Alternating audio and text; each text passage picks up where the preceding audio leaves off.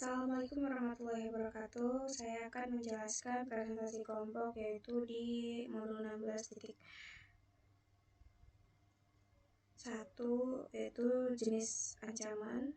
Jadi di sini jaringan komputer dan kabel itu sangat penting untuk aktivitas sehari-hari. Nah, individu dan organisasi itu bergantung pada komputer dan jaringan. Jadi instruksi oleh orang itu yang nggak berguna itu dapat mengakibatkan pemadaman jaringan yang mahal dan kehilangan pekerjaan. Nah, penyusup juga tuh dapat memperoleh akses ke jaringan melalui keretatan perangkat lunak, serangan perangkat keras, atau dengan menebak nama pengguna dan kata sandi seseorang. Kemudian di sini ada pencurian informasi, yaitu memobol komputer untuk mendapatkan informasi rahasia. Informasi dapat digunakan atau dijual untuk berbagai tujuan seperti ketika seseorang tuh mencuri informasi kepemilikan suatu organisasi seperti data penelitian atau pengembangan. Selain itu di sini ada jenis kerentanan.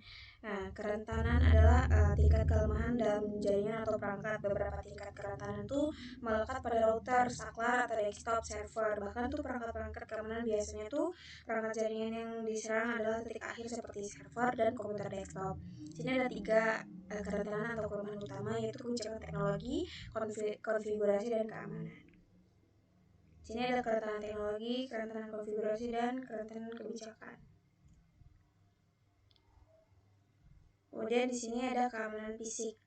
Nah, di sini ada area rentan jaringan yang sama pentingnya untuk mempertimbangkan keamanan fisik perangkat. Jika sumber daya jaringan dapat disusupi secara fisik, pelaku ancaman dapat menolak penggunaan sumber daya jaringan. Pertama tuh ada 4 kelas. Yang pertama ada ancaman perangkat keras, yaitu kerusakan fisik pada server, router, saklar, dan pabrik kabel workstation. Yang kedua ada ancaman lingkungan, termasuk suhu ekstrim, terlalu panas atau terlalu dingin.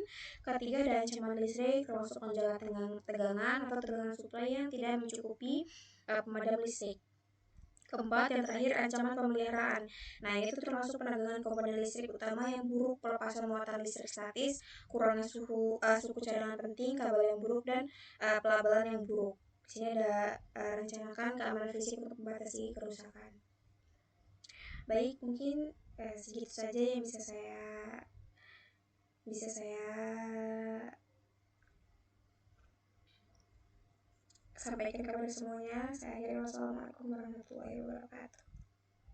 Oke, baik. Assalamualaikum warahmatullahi wabarakatuh.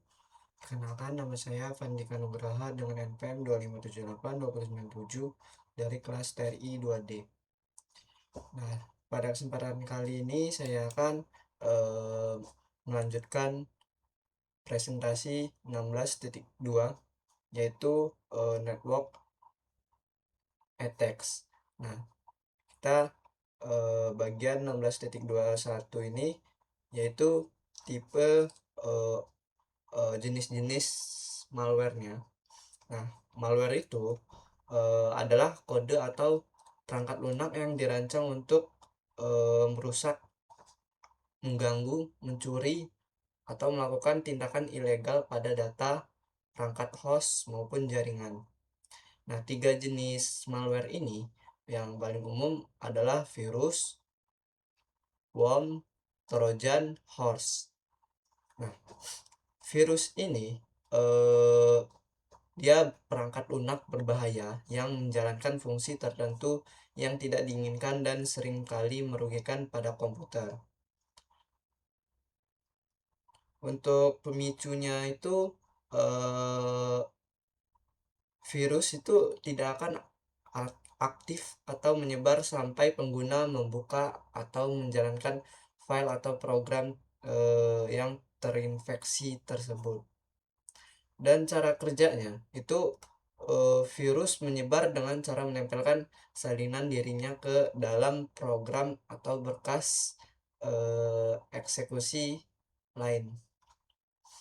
Nah, seperti penyebarannya, dia menyebar dari satu komputer ke komputer lain melalui jaringan, bisa juga flash disk, berbagai file, atau lampiran email. Dan worm, nah ini worm ini dia perangkat lunak yang berdiri sendiri dan mirip seperti virus dalam hal dampak kerusakannya.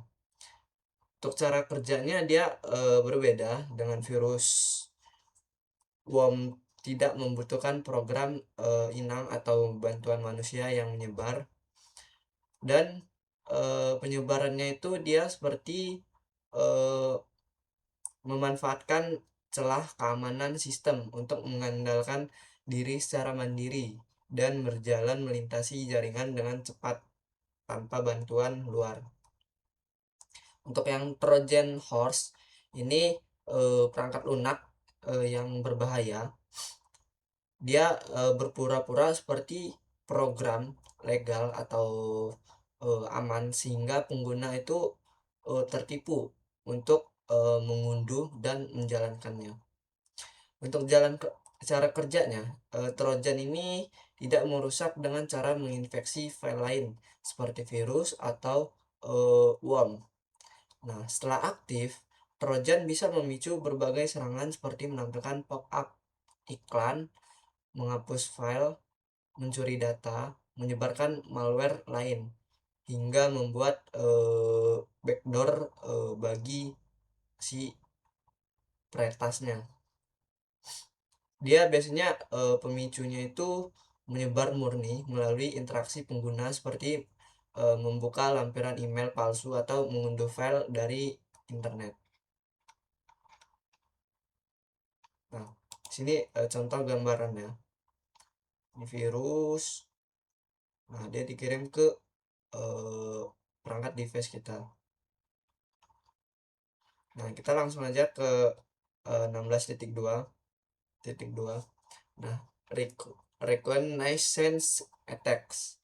Nah, di samping serangan balik berbasis kode yang berbahaya, si malware, jaringan komputer juga sering menjadi target serangan cyber yang diklasifikasikan ke dalam 3 kategori utama, seperti eh, reconnaissance attack atau serangan pengintaian. Ini proses pencarian, pemetaan, dan identifikasi sistem, layanan, atau celah keamanan pada target. Dan akses attack. Nah, serangan akses. Ini manipulasi data, akses akses sistem, atau hak istimewa pengguna secara ilegal. Lalu ada DOS, denial of service. Ini tindakan melumpuhkan atau merusak performa jaringan, sistem maupun layanan. Nah, untuk di sini tahapannya internet queries ini dia tujuannya mengetahui ruang alamat IP addressnya. Nah, pada suatu organisasi atau perusahaannya target. Nih.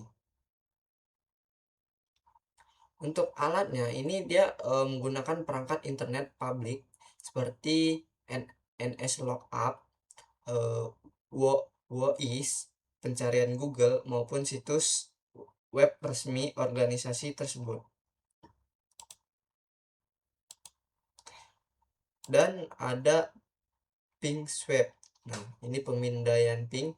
Ini tujuannya adalah setelah ruang alamat IP itu diketahui, penyerang akan memetakan alamat IP mana saja yang berstatus aktif dan sedang berjalan di jaringan tersebut.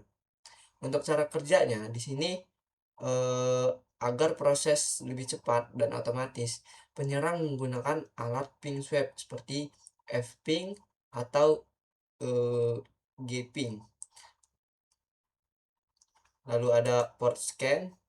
Nah, ini pemindaian port.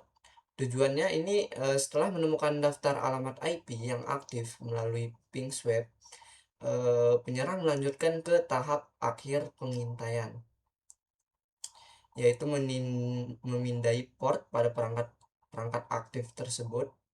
Nah, untuk cara kerjanya, ini pemindaian ini dilakukan untuk mendeteksi layanan jaringan apa saja yang sedang terbuka atau berjalan di dalam host target.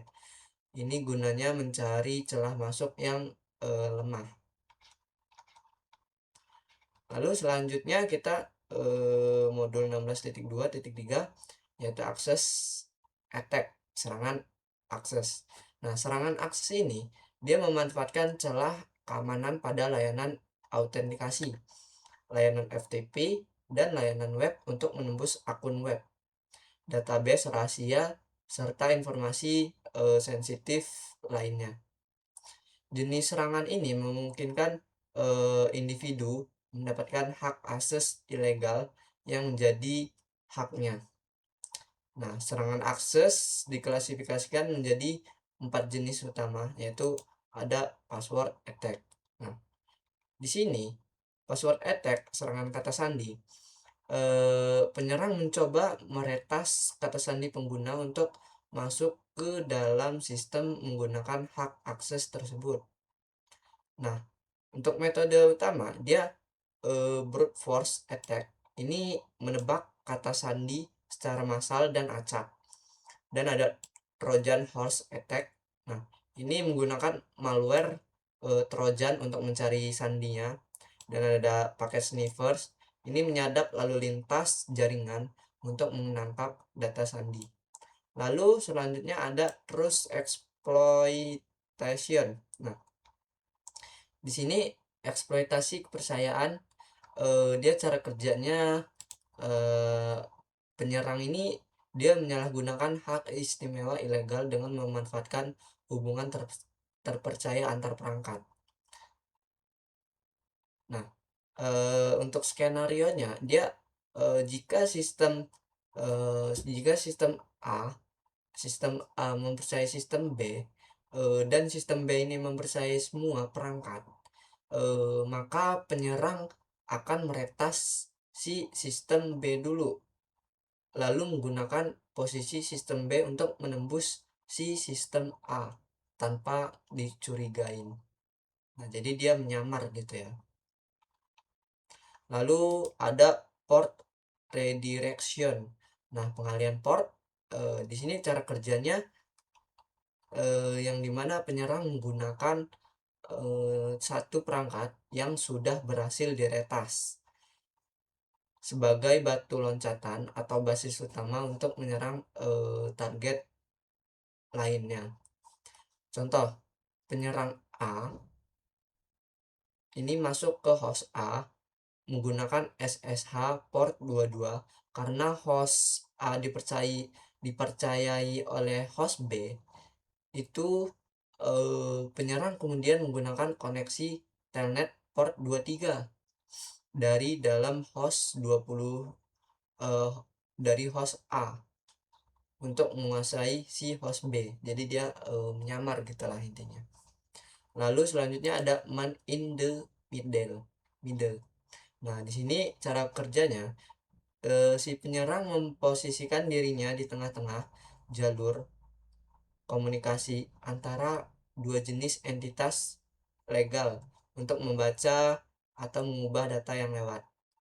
Nah, alur skenario-nya ini, di sini permintaan halaman web dari korban dialihkan secara paksa ke komputer penyerang, dan komput komputer penyerang mengambil halaman asli dari web server legal, dan penyerang ini memodifikasi atau mengubah isi halaman web asli tersebut, dan penyerang meneruskan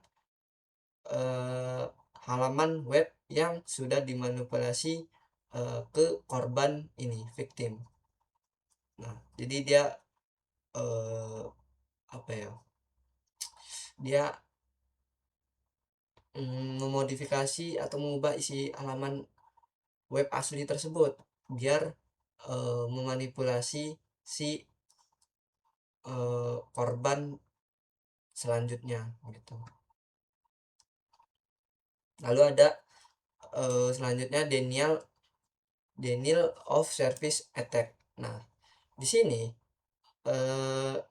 denial of service attack ini atau disebut denial of service atau DOS, ini adalah bentuk serangan cyber yang paling banyak dipublikasikan dan termasuk yang paling sulit untuk dihilangkan secara tuntas.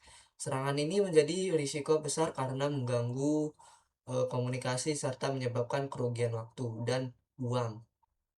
Nah, di sini karakteristik utama serangan DOS itu cara kerjanya dia mencegah pengguna sah mengakses suatu layanan dengan cara menguras habis sumber daya sistem. Untuk kemudahan dia relatif sederhana untuk dilakukan bahkan oleh penyerang yang tidak memiliki keahlian tinggi sekalipun.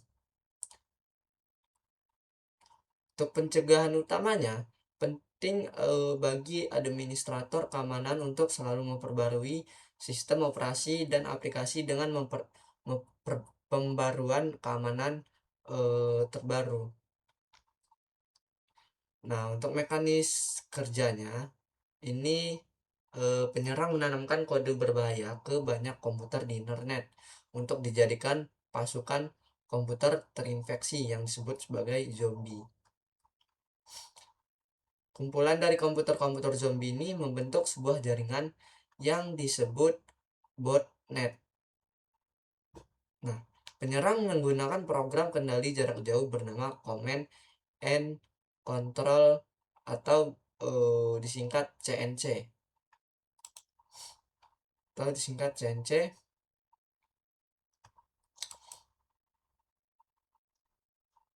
Nah, CNC ini untuk menginstruksikan seluruh jaringan botnet tersebut agar menyerang server target secara bersamaan gitu. Oke, cukup sampai di sini saja mungkin saya akhiri. Wassalamualaikum warahmatullahi wabarakatuh. Terima kasih. Oke, saya akan melanjutkan materi dari modul 16 tentang salah satu layers, yaitu network bukan layers. Saya modul 16 tentang network security dari section 3 soal network attacks mitigation.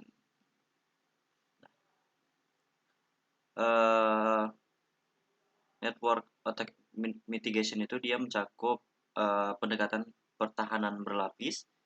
Nah, backup data, pembaruan sistem, AAA, firewall hingga keamanan endpoint.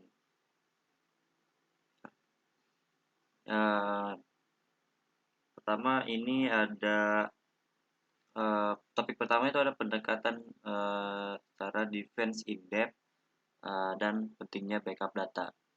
Nah, untuk defense in depth sendiri itu untuk memitigasi serangan jaringan. Langkah pertama itu kita harus mengamankan seluruh perangkat jaringan, mulai dari router, switch, server, hingga hostnya. Sebagian besar organisasi itu menerapkan pendekatan yang dikenal sebagai defense in depth atau pendekatan berlapis, di mana berbagai perangkat dan layanan keamanan bekerja secara bersamaan untuk melindungi jaringan. Ada beberapa komponen utama dalam pendekatan ini beberapa komponen utama dalam pendekatan ini itu antara lain adalah yang pertama itu ada VPN. Ini tuh digunakan untuk menyediakan layanan akses jarak jauh yang aman melalui terowongan terenkripsi.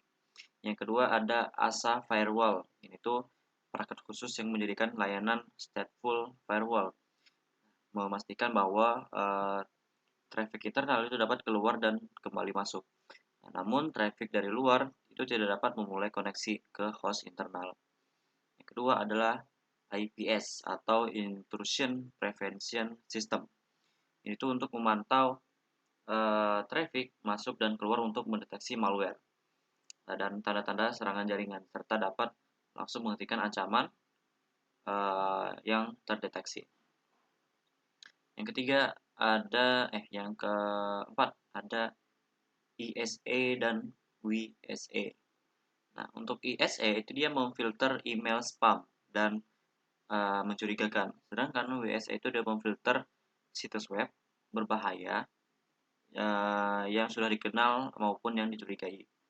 Nah, yang kelima ada AAA server.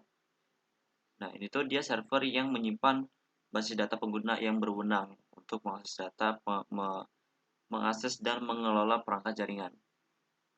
Nah, yang keenam ada backup data. Nah, selain perangkat keamanan, backup juga merupakan salah satu cara paling efektif untuk melindungi data dari kehilangan. Nah, backup penyimpanan salin data ke media penyimpan itu dapat diamankan di lokasi terpisah. Nah, di backup data itu terdapat 4 pertimbangan penting dalam membackup. Yang pertama ada frekuensi. Backup itu dia harus dilakukan secara rutin sesuai kebijakan keamanan organisasi. Nah, backup penuh dapat dilakukan bulanan atau mingguan. Dengan backup parsial lebih sering untuk file yang berubah. Yang kedua ada penyimpanan. Nah, backup itu selalu divalidasi untuk memastikan integritas data dan prosedur pemulihan dapat berjalan dengan baik. Yang ketiga ada keamanan.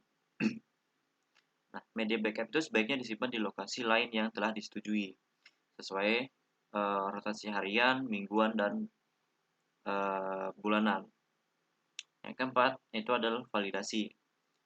Backup itu harus dilindungi dengan kata sandi yang kuat, dan kata sandi tersebut diperlukan saat proses pemulihan data. Nah, lalu untuk topik kedua itu ada upgrade, update, patch, dan AAA atau konsep AAA gitu. Untuk upgrade, update, dan patch itu adalah menjaga perangkat lunak tetap mutakhir, mohon maaf saya ulangi. Untuk upgrade, update, dan patch, menjaga perangkat lunak tetap mutakhir adalah salah satu cara paling efektif untuk menghadapi serangan jaringan. Ketika malware baru muncul, organisasi harus segera memperbarui perangkat lunak antivirus mereka. Nah, cara paling efektif untuk memitigasi serangan worm misalnya adalah dengan mengunduh pembaruan keamanan dari vendor sistem operasi dan memasang patch pada semua sistem yang rentan. Untuk memudahkan pengelolaan, banyak organisasi membuat standar software image, yaitu paket sistem operasi dan aplikasi yang telah disetujui, yang kemudian didistribusikan ke seluruh sistem. Solusi praktis untuk memastikan semua endpoint mendapat patch terbaru adalah dengan mengaktifkan fitur pembaruan otomatis. Pada Windows 10, patch keamanan itu dapat diunduh dan dipasang secara otomatis tanpa campur tangan pengguna.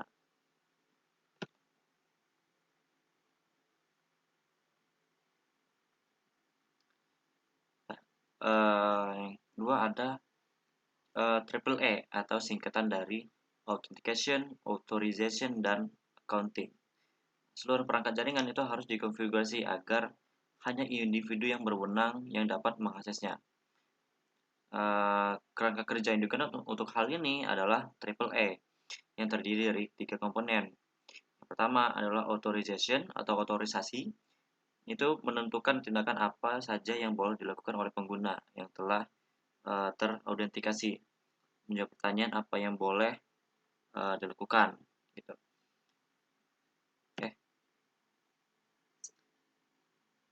Ya, untuk tadi authorization. Lalu yang kedua ada authentication atau autentikasi, itu memverifikasi identitas pengguna. Itu menjawab pertanyaan siapa yang boleh masuk. Lalu ada accounting atau akuntansi, itu dia mencatat semua aktivitas yang dilakukan pengguna selama mengakses jaringan. Nah, itu menjawab pertanyaan apa saja yang telah dilakukan. Untuk urutannya tadi agak salah ya. Untuk urutan pertama itu adalah authentication, yang kedua adalah authorization, yang ketiga baru accounting. Gitu. Konsep AAA ini tuh dapat dianalogikan seperti penggunaan kartu kredit.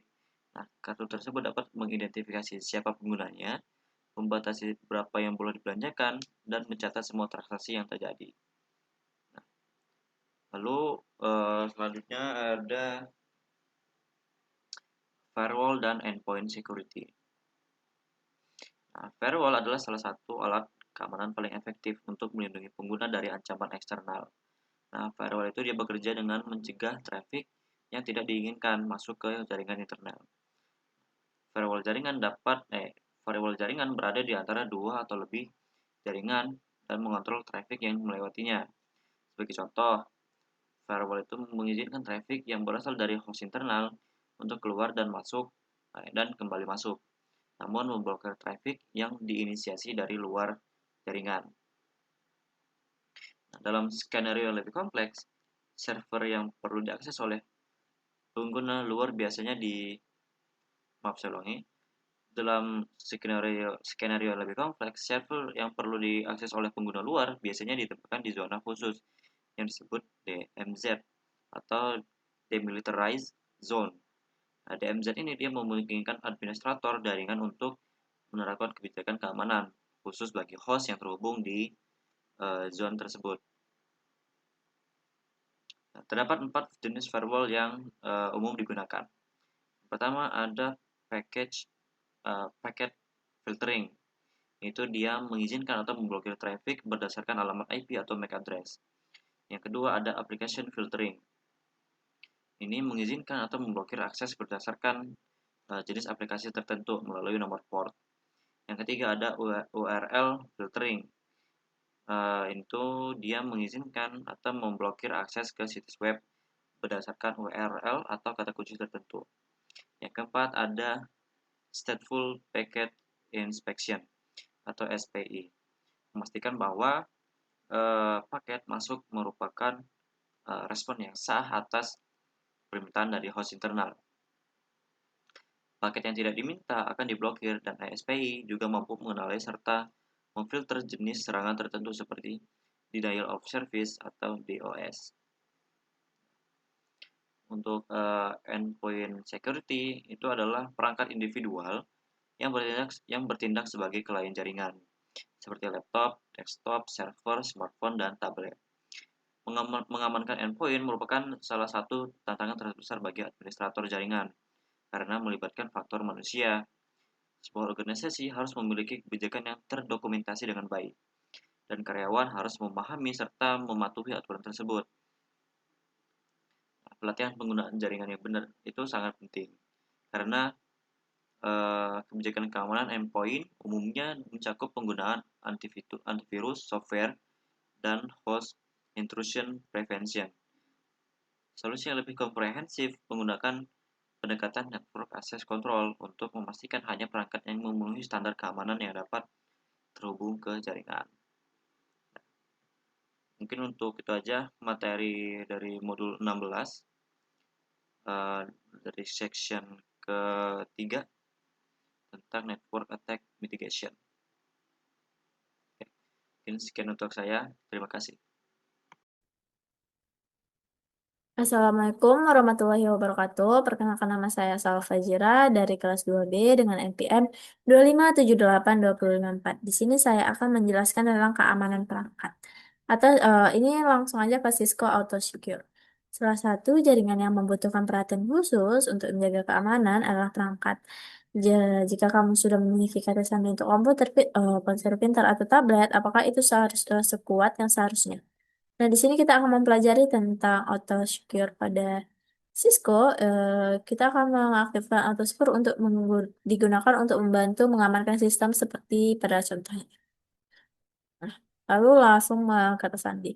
Nah, sebaiknya kata sandi itu merupakan kata sandi yang kuat, tidak lemah ya teman-teman. Pada tabel ini ada perbandingan kata sandi lemah dan kuat. Jelas terlihat sekali kata sandi yang kuat dan kata sandi yang lemah ini sangat-sangat beda teman-teman. Oke, sebaiknya kita menggunakan kata sandi yang kuat. Lalu ada keamanan kata sandi tambahan. Nah, keamanan kata sandi tambahan ini yang seperti pada Cisco ini ada beberapa langkah. Ada 4 langkah: mengenkripsi kata sandi teks biasa, menetapkan panjang sandi minimum, mencegah serangan tebak kata sandi, menonaktifkan mode ekstra istimewa yang tidak aktif setelah jangka waktu tertentu. Begitu teman-teman. Nah, ini ada beberapa eh, perintah yang ditunjukkan pada gambar ini. Service password encryption ini untuk mengenkripsi semua lalu ada minimal 8 panjangnya. Oke, ini. Lalu ada passwordnya. Lalu diminta untuk aktifkan SSH. Langkah pertama itu mengkonfigurasi nama host perangkat yang unik. Lalu mengonfigurasi nama domain IP. Lalu setelah itu hasilkan kunci untuk mengenkripsi lalu lintas HSSH. Lalu verifikasi buat entry database lokal. Lalu autentikasi terhadap database lokal. Aktifkan sesi SSH, masukkan FTY-nya. Nah, ini ada beberapa perintahnya. Nah, konfigur terminal, masukkan hostname-nya, baru masukkan IP domain name, eh, IP domain name-nya, lalu masukkan crypto key-nya, lalu masukkan username secret password-nya, lalu masukkan link FTY-nya, lalu login, lalu transport input SSH. Lalu nonaktifkan layanan yang tidak guna. Ini ada beberapa, kita lihat di sini show IP port all. Ini akan melihat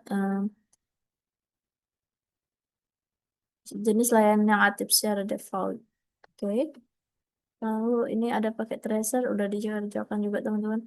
Oke, pembahasan tentang keamanan perangkat. Mungkin sudah sangat banyak yang kita temukan tentang keamanannya dan cara-cara mengatasinya. Oke, teman-teman, mungkin pembahasan 16.4 keamanan perangkat jaringan saya cukupkan. Maaf jika ada salah kata. Saya akhiri. Wassalamualaikum warahmatullahi wabarakatuh.